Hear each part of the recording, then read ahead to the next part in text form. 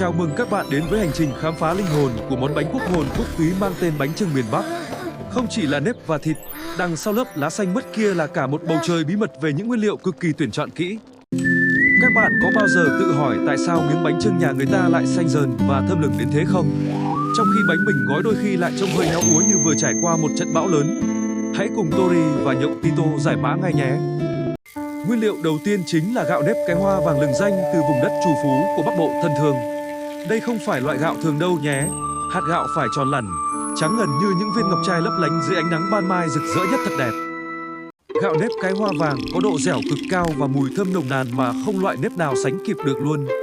Khi đồ chín, hạt gạo nở đều, mềm mại nhưng không hề bị nát, tạo nên lớp vỏ bánh vừa chắc chắn lại vừa mịn màng như nhung vậy đó. Bạn hãy tưởng tượng hạt gạo nếp giống như nền móng của một tòa lâu đài nguy nga và tráng lệ của ẩm thực. Nếu nền móng không vững chắc và thơm ngon, thì dù bên trong có sơn hào hải vị gì cũng vứt đi hết thôi, phí hoài bao nhiêu công sức bỏ ra. Trước khi gói, gạo phải được ngâm trong nước sạch khoảng 8 đến 10 tiếng để hạt nếp ngậm đủ nước và nở đều. Công đoạn này giống như việc cho những hạt gạo đi spa thư giãn sau một thời gian dài nằm chờ đợi trong kho tối tăm, vắng vẻ và buồn chán. Một chút muối trắng tinh khiết được trộn đều vào gạo sẽ giúp vị bánh thêm đậm đà và bảo quản được lâu hơn. Bạn đừng khinh thường những hạt muối nhỏ bé này nhé. Chúng chính là chất xúc tác quan trọng để đánh thức mọi giác quan của người thưởng thức khi ăn bánh. Tiếp theo là nhân đậu xanh, trái tim vàng rực rỡ nằm ẩn sâu bên trong lớp vỏ nếp dẻo thơm ngào ngạt kia. Đậu xanh phải được chọn lọc kỹ càng, hạt mẩy, vỏ mỏng và ruột vàng ươm như màu nắng của những ngày xuân ấm áp đang nhẹ nhàng đổ xuống nhân gian. Đỗ xanh sau khi hấp chín sẽ được giã nhuyễn hoặc tán mịn cho đến khi nó đạt được độ tơi xốp hoàn hảo nhất. Cảm giác chạm vào nhân đỗ mịn màng giống như bạn đang chạm tay vào một dải lụa mềm mại hay một đám mây bồng bềnh giữa bầu trời xanh thẳm. Linh hồn của bánh không thể thiếu phần thịt lợn ba chỉ béo ngậy, được tẩm ướp tiêu đen cay nồng đầy tinh tế. Lớp mỡ sẽ tan chảy trong quá trình luộc, thấm đẫm vào từng hạt gạo nếp, tạo nên một sự hòa quyện tuyệt vời giữa vị béo và vị thơm lừng. Hạt tiêu đen chính là nốt nhạc trầm ấm trong bản giao hưởng của hương vị, giúp cân bằng lại độ béo ngậy của thịt mỡ. Thiếu đi tiêu đen, bánh chưng sẽ mất đi cái hồn cốt cay nồng đặc trưng, khiến người ăn cảm thấy thiếu vắng một điều gì đó rất quan trọng. Lá dong chính là lớp áo giáp kiên cường bảo vệ cho khối bánh quý giá bên trong suốt 10 tiếng đồng hồ đỏ lửa. Màu xanh đặc trưng của lá dong khi luộc kỹ sẽ nhuộm màu cho lớp gạo nếp bên ngoài, tạo nên một sắc xanh ngọc bích vô cùng quyến rũ. Để có được chiếc bánh đẹp, lá dong phải là loại lá bánh tẻ, không quá non cũng không quá già, màu xanh thẫm và bóng mượt. Nếu lá quá già sẽ dễ bị rách khi gói, còn lá quá non thì lại không đủ sức bền để chịu đựng được nhiệt độ cao. Lạt rang được chẻ từ những ống nứa non, vừa dẻo dai lại vừa bền bỉ để buộc chặt những lớp lá dong bao quanh bánh. Những sợi lạt trắng ngần này không chỉ giữ cho bánh được định hình chắc chắn mà còn mang đậm nét văn hóa truyền thống của người Việt Nam. Việc chuẩn bị nguyên liệu chu đáo chính là bước quan trọng nhất để tạo nên một chiếc bánh chưng hoàn hảo về cả hương và sắc. Chỉ khi tất cả các thành phần đều đạt chuẩn thì chúng ta mới có thể bắt đầu bước vào công đoạn gói bánh đầy nghệ thuật này. Đầu tiên, chúng ta sẽ xếp những chiếc lá dong vào khuôn gỗ vuông vức một cách khéo léo để tạo hình cho chiếc bánh thật đẹp. Việc này đòi hỏi sự tỉ mỉ để các góc bánh luôn sắc cạnh, không bị lồi lõm hay rách lá trong quá trình chúng ta gói bánh. Lớp gạo nếp đầu tiên được đổ vào, phủ kín mặt đáy của khuôn để tạo nên một nền móng vững chắc cho các thành phần khác. Chúng ta cần dàn đều gạo ra các góc để chiếc bánh sau khi hoàn thành sẽ có hình dáng vuông vức và cực kỳ cân đối nhất. Sau lớp gạo là một lớp đỗ xanh mịn màng, được dàn mỏng nhưng vẫn phải bao trùm lấy phần nhân thịt ở bước tiếp theo. Đỗ xanh sẽ bao bọc lấy thịt, giúp hương vị béo ngậy của mỡ lợn không bị thoát ra ngoài quá nhiều trong khi luộc bánh.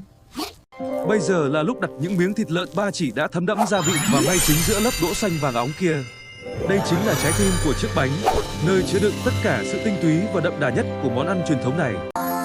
Tiếp tục phủ thêm một lớp đỗ xanh nữa lên trên phần thịt lợn để hoàn thiện lớp nhân bên trong thật kín kẽ. Lớp đỗ này giống như một chiếc chăn ấm áp che chở cho miếng thịt, giúp thịt chín đều và giữ trọn vẹn hương vị thơm ngon tuyệt đỉnh. Cuối cùng, chúng ta phủ thêm một lớp gạo nếp dày dặn để lấp đầy khuôn và che kín hoàn toàn lớp nhân bên trong. Chiếc bánh bây giờ đã có đủ các lớp thành phần, sẵn sàng để được gói lại thật chặt bởi những đôi bàn tay khéo léo của chúng ta. Đây là lúc đòi hỏi sự khéo léo nhất. Chúng ta gập các mép lá dong lại và dùng lạt rang buộc chặt.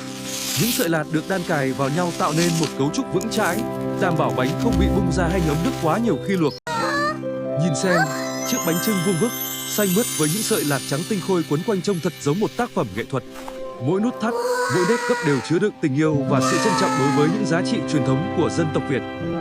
Công đoạn tiếp theo là xếp bánh vào một chiếc nồi khổng lồ để chuẩn bị cho cuộc hành trình vượt qua thử thách của lửa và nước. Dưới đáy nồi, chúng ta thường lót một lớp lá dong dư thừa để bánh không bị cháy và tăng thêm hương thơm tự nhiên. Nước sạch được đổ đầy nồi, ngập qua mặt bánh để đảm bảo nhiệt độ được phân bổ đều nhất trong suốt quá trình luộc.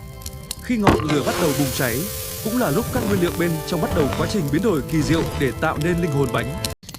Bánh chưng cần được luộc liên tục trong khoảng 10 đến 12 tiếng đồng hồ để gạo nếp chín nhừ và mỡ lợn tan chảy hoàn toàn.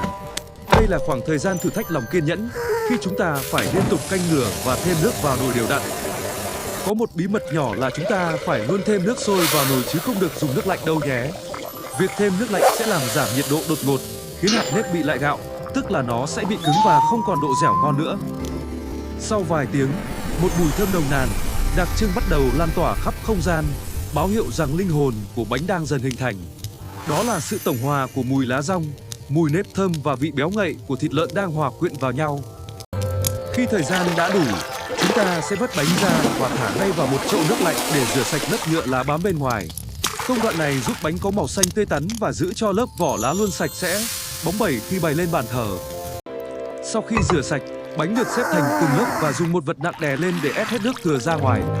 Việc ép bánh giúp các hạt nếp dính chặt vào nhau hơn, tạo nên độ chắc chắn và giúp bánh bảo quản được lâu hơn trong ngày Tết. Cuối cùng, chúng ta đã có được những chiếc bánh chưng hoàn hảo với lớp vỏ xanh mướt, vuông vức và thơm lừng. Mỗi chiếc bánh là một lời chúc cho sự bình an, no đủ và đoàn viên của mỗi gia đình Việt Nam trong mỗi dịp Tết đến xuân về. Bóc bánh chưng cũng là một nghệ thuật đấy nhé. Chúng ta sẽ dùng chính những sợi lạt rang để cắt bánh thành 8 miếng đều đặn. Cách làm này giúp miếng bánh không bị dính vào dao và giữ được hình dáng đẹp mắt của từng lớp nhân bên trong bánh. Xanh của nếp, vàng của đỗ và hồng của thịt lợn ba chỉ, trông thật là hấp dẫn và bắt mắt vô cùng. Bánh chưng thường được ăn kèm với dưa hành muối chua để cân bằng lại vị béo của thịt mỡ và độ dẻo của gạo nếp. Sự kết hợp này không chỉ ngon miệng mà còn giúp hệ tiêu hóa của chúng ta hoạt động tốt hơn trong những ngày Tết ăn uống linh đình. Bánh chưng không chỉ là một món ăn đơn thuần, mà nó còn là biểu tượng của lòng hiếu thảo, sự biết ơn đối với tổ tiên và đất trời. Hình dáng vuông vức của bánh đại diện cho mặt đất, chứa đựng vạn vật và sự sinh sôi nảy nở của sự sống. Đối với mỗi người Việt, hình ảnh cả gia đình quây quần bên nồi bánh chưng đỏ lửa trong đêm giao thừa là một ký ức vô cùng thiêng liêng. Những câu chuyện được kể, những tiếng cười giòn giã bên bếp lửa ấm áp sẽ luôn theo ta suốt cuộc đời dài. Bí mật thực sự tạo nên linh hồn của bánh chưng miền Bắc không chỉ nằm ở nguyên liệu, mà còn nằm ở tình yêu thương. Đó là sự chăm chút của người bà, sự tỉ mỉ của người mẹ và sự háo hức mong chờ của những người con xa xứ. Mỗi hạt gạo, mỗi miếng thịt đều được lựa chọn bằng cả trái tim để đảm bảo vị ngon trọn vẹn nhất có thể được. Sự tỉ mỉ này chính là điều làm nên sự khác biệt giữa một chiếc bánh bình thường và một chiếc bánh chưng mang đậm linh hồn truyền thống. Chúng ta đã cùng nhau đi qua toàn bộ quy trình từ khâu chọn gạo, chuẩn bị nhân đỗ, thịt lợn cho đến lúc luộc bánh. Hy vọng rằng qua video này, các bạn đã hiểu thêm về những giá trị văn hóa sâu sắc đằng sau món bánh chưng miền Bắc thân thuộc này. Bánh chưng không chỉ để ăn, mà còn để tặng, để chia sẻ niềm vui và sự ấm áp với những người xung quanh chúng ta. Một chiếc bánh chưng ngon chính là món quà quý giá nhất mà chúng ta có thể dành tặng cho những người thân yêu trong dịp đầu năm. Chúng ta có quyền tự hào về nền ẩm thực vô cùng phong phú và đầy tính nhân văn của dân tộc mình qua những món ăn. Bánh chưng sẽ mãi là linh hồn của ngày Tết, là sợi dây kết nối giữa quá khứ, hiện tại và tương lai của mỗi người Việt. Để bánh chưng không bị mốc, các bạn nhớ bảo quản bánh ở nơi khô ráo, thoáng mát hoặc để trong ngăn mát tủ lạnh nhé. Nếu bánh bị cứng do lạnh, chúng ta chỉ cần đem hấp lại hoặc chiên vàng là bánh sẽ lại thơm ngon, dẻo dai như lúc mới nấu. Nhắc đến bánh chưng rán, ai mà cưỡng lại được lớp vỏ giòn rụm cùng phần nhân bên trong vẫn giữ được độ mềm dẻo. Đây chính là cách thưởng thức bánh chưng đầy sáng tạo và cực kỳ hấp dẫn mà bất kỳ ai cũng đều yêu thích sau những ngày Tết dài. Cảm ơn các bạn đã luôn theo dõi và ủng hộ Kén Tri Thức trong suốt thời gian qua. Đừng quên nhấn like và đăng ký kênh để ủng hộ tụi mình. Bánh chưng không chỉ là món ăn, mà là cả tấm lòng của người con hướng về cội nguồn và gia đình thân thương nhất. Chúc các bạn một mùa Tết ấm áp, no đủ bên nồi bánh chưng nghi ngút khói tỏa, thơm lừng khắp cả gian bếp nhỏ xinh của mỗi gia đình.